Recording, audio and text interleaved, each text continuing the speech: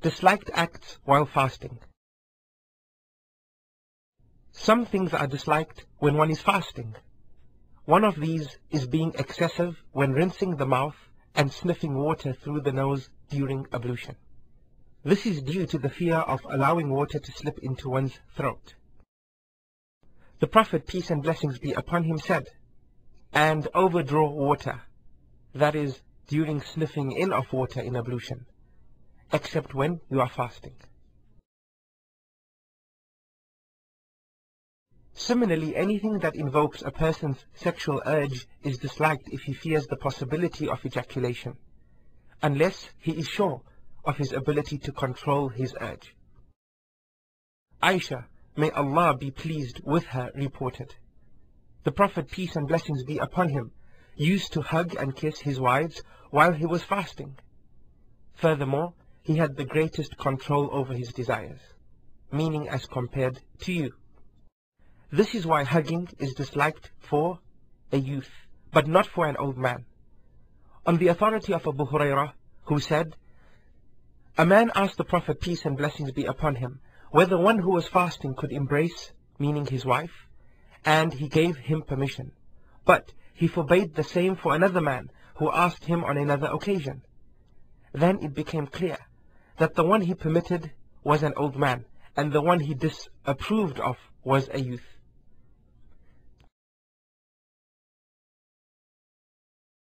One of the important points which the scholars stated is that workers in bakeries or very tedious and demanding jobs are not exempted from fasting. This is because fasting is mandatory upon them, just like it is for others. Deliberately eating or drinking during the day in Ramadan invalidates one's fast. This is because of Allah saying, "And eat and drink until the white thread, or light, of dawn appears to you distinct from the black, that is, the darkness of night. Then complete the fast till the nightfall." Fasting is invalidated by anything which reaches the throat through the mouth or nose, denoting anything which has the meaning of food and drink, for example, giving nutrients through an intravenous injection. However, if the injection is a curative one, such as penicillin injection, it does not invalidate one's fast. The same is the case for anything which enters the throat through the mouth, like an endoscope or inhalers for asthmatics, etc. And similarly, the use of eyeliner, eye and ear drops, or their variants, do not invalidate one's fast.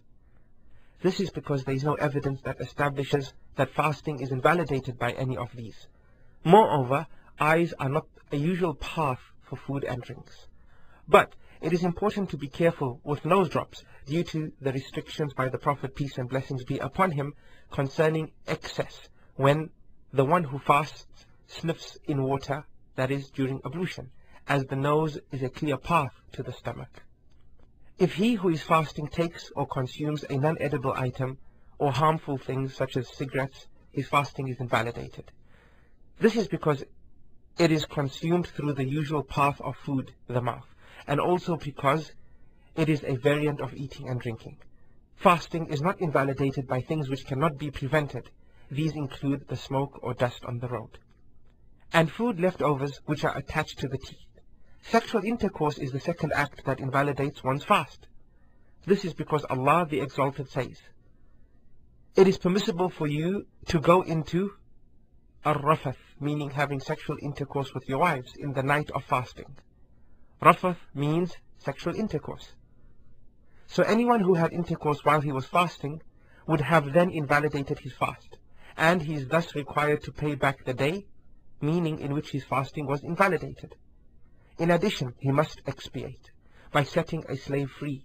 On his inability to do that, he is required to fast 2 consecutive months, and if he is not able to do that, he is required to feed 60 needy people instead.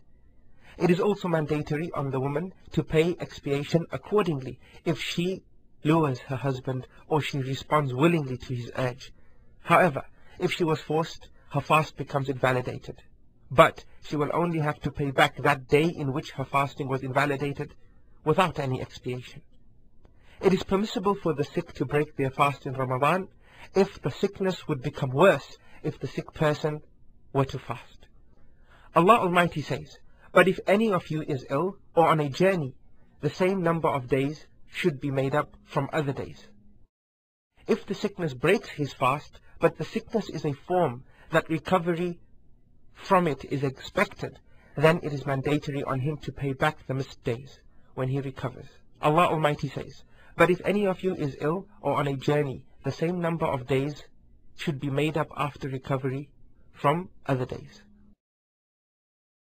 If the sickness is, however, a form of such that recovery is not expected, for instance, a terminal disease or an old man or woman that is permanently incapable of fasting, then such will feed a poor for every day missed with half a sa' of rice or any other common food in the community. It is permissible for a traveler in the month of Ramadan to break his fast, and it is compulsory on him to pay back the missed days. Allah Almighty says, "But if any of you is ill or on a journey, the same number of days should be made up from other days." This is due to the hadith reported by Anas ibn Malik, who said, "We used to travel, that is during fasting, with the Prophet, peace and blessings be upon him.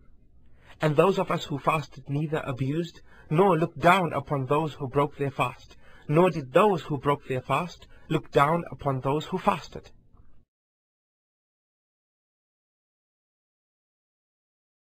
The same distance that permits al-qasr, that is the reduction of number of prostrations in the prayer, or salah, also permits the breaking of fast, provided it is known as traveling according to the customs of the people, and it is a permissible form of traveling. If, however, it is a form of sinful traveling, or a traveling done in order to be free from fasting, then it will be prohibited for him to break his fast.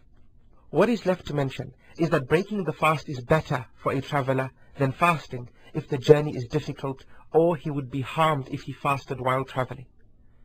This is because the Prophet, peace and blessings be upon him, in one of his journeys saw a man whose fasting had become burdensome upon him.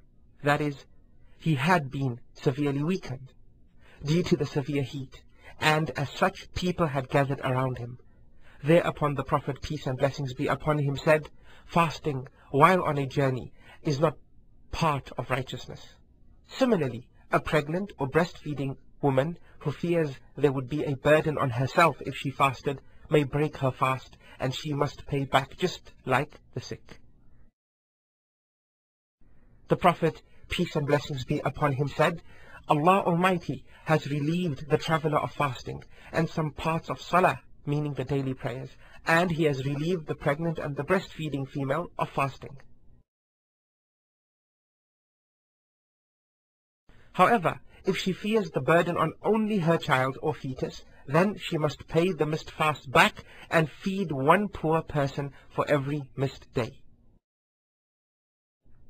This is due to the saying of Ibn Abbas, may Allah be pleased with him, "As for the pregnant and breastfeeding female, if they fear the burden of fasting on their children, then they must pay the missed fast back and feed the poor for every missed day."